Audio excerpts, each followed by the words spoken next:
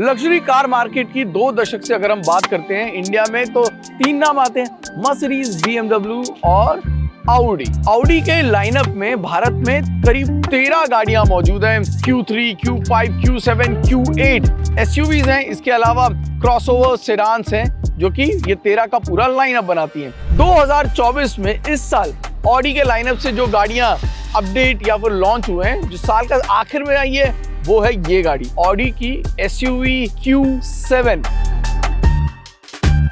पहली बार इसको बाजार में उतारा गया था 2015 में, यानी कि 9 साल का करीब वक्त हो चुका है।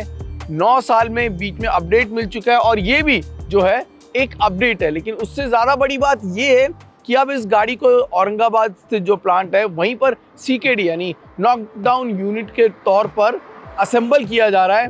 कीमत जो है उससे हो चुकी है थोड़ी अच्छी, 88.66 लाख। 2 पैक हैं इसके। इस वक्त आप देख रहे हैं ये टेक्नोलॉजी पैक है, फुली लोडेड जो पैक है, इसकी कीमत है 97.16 लाख। यानी दोनों गाड़ियों में करीब 10 लाख से ऊपर का फर्क है। क्यों है ये समझ लेंगे और अपडेट में क्या क्या नया है ये भी जान लेते हैं और Q7 इन टोटल कैसी गाड़ी है।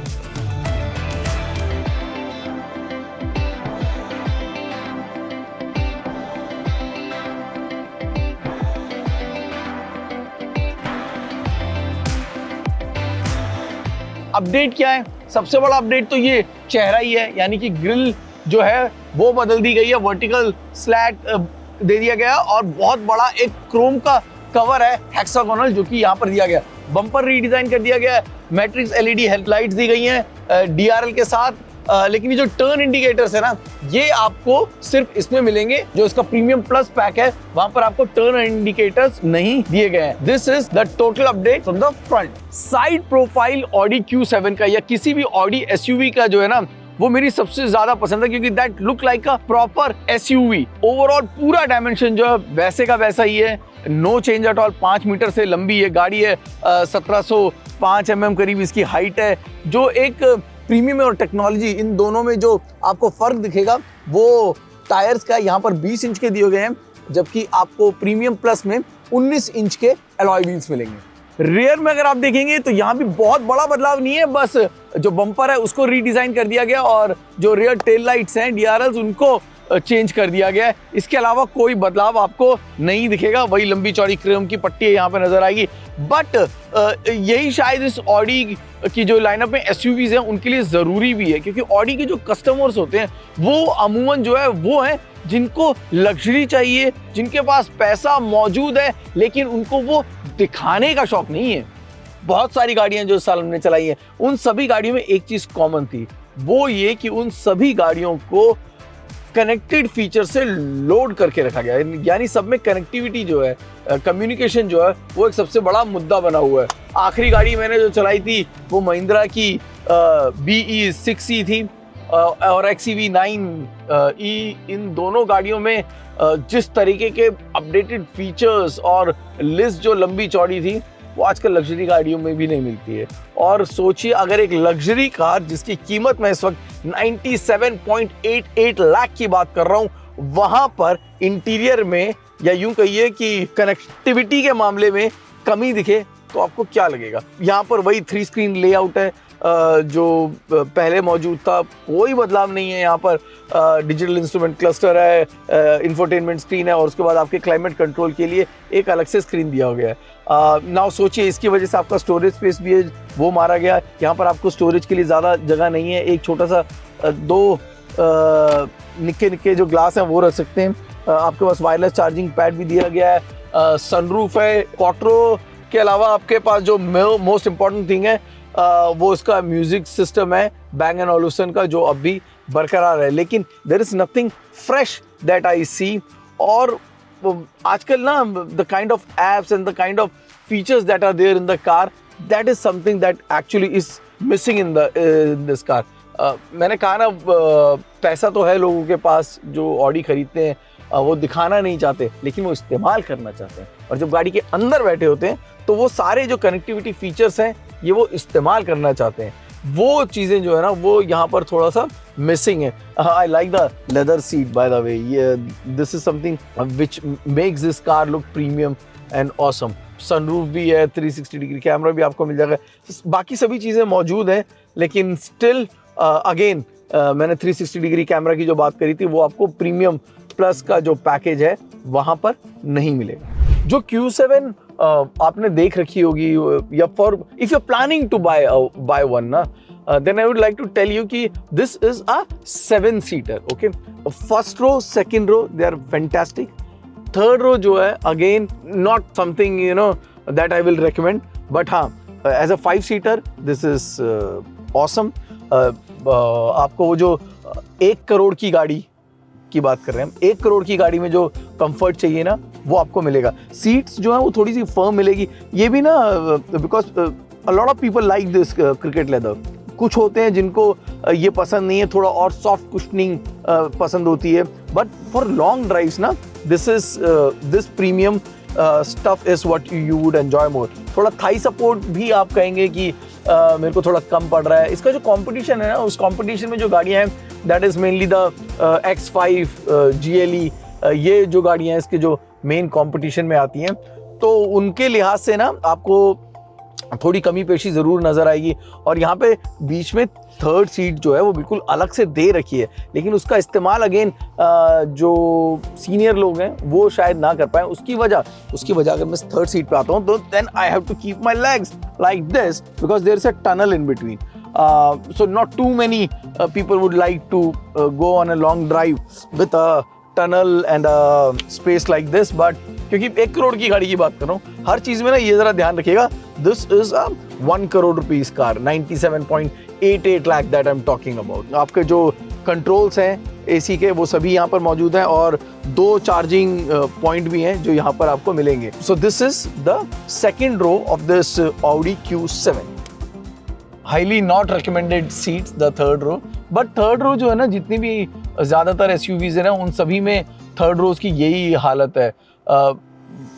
मैन्युफैक्चरर्स को ना इस जब 7-सीटर की बात करते हैं ना तो वहाँ पे ना बड़ी MPVs डिज़ाइन करनी चाहिए या उतारनी चाहिए. वो एक बहुत बड़ा स्पेस है जो मैं मानता हूँ जो कि खाली है उन लोगों के लिए जो कि 7 व्यक्तियों के साथ आराम से सफ़र करना चाहते हैं. ये 5 को जब 7 बनाया जाता है ना तो ये दिक्कत आनी है. So this 3rd row is something only for emergency, not even for kids.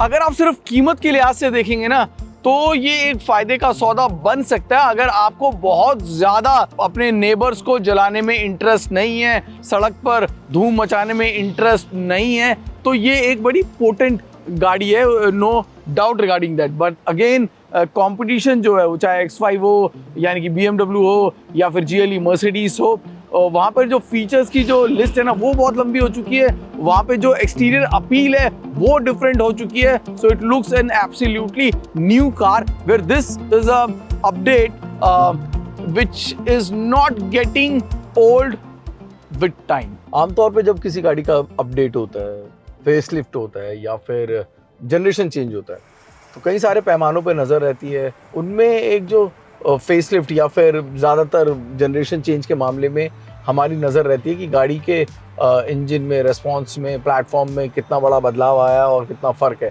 लेकिन ना एक गाड़ी जो मैं कहूँगा कि जिसमें कभी कोई बदलाव ना आए ना, कम से कम राइड एंड हैंडलिंग के मामले में, तो ये गाड़ी होगी Q7.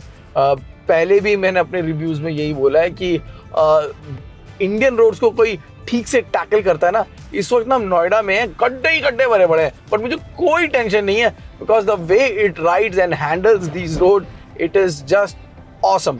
इंजन जो है वो एक V6 इंजन जो है 3 लीटर का, वन ऑफ द बेस्ट कहूँगा, क्योंकि इसका जो 250 PS की पावर है और 500 Nm का टॉर्क है ना, हाईवे हो या फिर सिटी कम्यूटिंग हो, दोनों जगह पे ना आपको फुल मदद करता है. And this is one of the most silent cabin in this very segment. ये जो 3 पैमाने हैं ना, राइड एंड हैंडलिंग का, साइलेंट कैबिन का, ऑल व्हील सुपर क्वाट्रो जो है इसका, ये सब कुछ चीज़ें हैं जो Audi को Audi बनाती हैं. And I can drive for hours and hours without any problem and doesn't matter what kind of a road it is. और ये तो मैं छाती ठोक के बोल सकता हूँ कि driving an Audi is altogether a different experience. ये जो टॉर्क है ना जो इस गाड़ी का वाइड स्प्रेड टॉर्क मैं कहूँगा, कोई भी हाईवे पे सिचुएशन आ जाती है ना, आप उसको आराम से पार कर सकते हो। The power is available from the word go. ये वैसे इलेक्ट्रिक गाड़ियों के लिए बोलता हूँ तो ज़्यादा बेटर रहता है, क्योंकि वहाँ पे दबाते ही माल आ जाता है। वैसे दबाते ही माल की बात करें तो 0 से 100 की अगर रफ्तार की बात करें तो करीब 5.8 या 6 सेकंड कुछ है, जो कि कंपनी क्लेम करती है। डेंजरस ड्राइविंग मैं करता नहीं, कोशिश ज़रूर करी, बट 5.8 तो नहीं पकड़ पा रहा हूँ। 0 से 100 की रफ्तार पकड़ने में मुझे करीब 6 सेकंड का 6.5 सेकंड का समय लग रहा है। But nevertheless this is a fast car and this is a big car. करीब 3000 mm का तो उसका व्हील बेस है, 5 मीटर से लंबी है गाड़ी है, और अच्छा खासा कर्व वेट है इस गाड़ी का। With that weight, the way it glides through the roads, it's marvellous engineering. और शायद इसीलिए ऑडी इसको तो चेंज करना ही नहीं चाहता, लेकिन कई सारी चीज़ें हैं जब चला रहा हूँ तो ध्यान आता है कि चेंज होनी चाहिए थी। ये जो कनेक्टिविटी की जो बहुत सारे हम चीज़ें होती हैं ना, सब ड्राइवर असिस्टेंस जो मिलते हैं, वो सभी कुछ यहाँ पर थोड़ा नदारद है। और मुझे ये एयर कंडीशनिंग के लिए जो तीसरा स्क्रीन है ना, इसकी प्लेसमेंट भी मुझे बिल्कुल भाती नहीं है टू बी ऑनेस्ट, क्योंकि मुझे बार बार सड़क से नज़र हटानी पड़ती है। हम तो HUD डिस्प्ले जो है इतने बड़े बड़े आने लगे हैं ताकि आपको सड़क से नज़र ना हटानी पड़े, बट यहाँ पर वो तो छोड़िए, आपको बार बार नीचे देखना पड़ जाता है। So that's a little bit of problem. Changes जहाँ पे आ सकते हैं, वैसे चेंजेस क्यों नहीं करती है ऑडी, ये सवाल ना मैं अगली बार जब कभी ऑडी के मैनेजमेंट से मुलाकात होगी ना तो मैं पूछूंगा। इतना बड़ा डिमांड नहीं है, या फिर मार्केट के लिए ऑडी सीरियस नहीं है? ये बात भी समझने वाली है कि पोर्टफोलियो को पूरा चेंज होने में या अप टू डेट होने में 5-6 साल का या उससे ज़्यादा का समय लग जाता है। लेकिन जब पोर्टफोलियो देखिए BMW का या फिर मर्सिडीज़ का, इस वक्त competition is just flying. Both the manufacturer they are just flying. उनकी जो लाइनअप है, उनका जो पोर्टफोलियो है, उसमें जिस तरीके का असला दिया गया है, वो काबिल तारीफ है। और वो सेल्स के जो नंबर्स है ना, उनमें भी नज़र आता है। तो इट्स हाई टाइम, कुछ बदलाव तो ज़रूरी है, but this is one thing that you won't be able to enjoy watching this video. That is how it drives. For that you need to go to an Audi showroom, check the Q7 or the other cars in the lineup. I assure you one thing, it will bring a big smile on your face. That's for sure. कुछ भी कहिए, this is a no nonsense car. और जब drive करते हैं ना, तब आपको ऑडी का ना वो जो क्वाट्रो है ना, वो समझ में आता है। And NVH is amazing. One of the most silent cabin that I say in this category. Value for money, yes, with the new propositions, अच्छा लग रहा है। कीमत सही है, क्योंकि बाकी जो मौजूद हैं गाड़ियों की कीमत बहुत ज़्यादा बढ़ चुकी है दोस्तों, इसमें कोई शक नहीं है। बाकी जो 2 या 3 इसके कंपटीशन में मौजूद हैं, मर्सिडीज़ की तरफ से GLE या फिर X5 BMW की तरफ से मौजूद है, उसकी कीमत ज़्यादा ही है। तो कीमत के लिहाज से येस, बट अगर आपको ना पूरी बदली हुई गाड़ी चाहिए, बिल्कुल नई गाड़ी चाहिए, देन ऑब्वियसली कंपटीशन जो है उसमें बदलाव आपको ज़्यादा मिलेंगे, कनेक्टेड फीचर्स आपको ज़्यादा मिलेंगे, मोर मॉडर्न और मोर फ्यूचरिस्टिक वो ज़्यादा नज़र आएंगी। और यही शायद इस वक्त ऑडी के लिए एक थोड़ी सी समस्या हो चुकी है as far as volumes are concern. But Audi is still one of my favourite. जो मज़ा मुझे इसको चलाने में आता है वो बहुत कम गाड़ियों में आता है। And I will always be an Audi fan.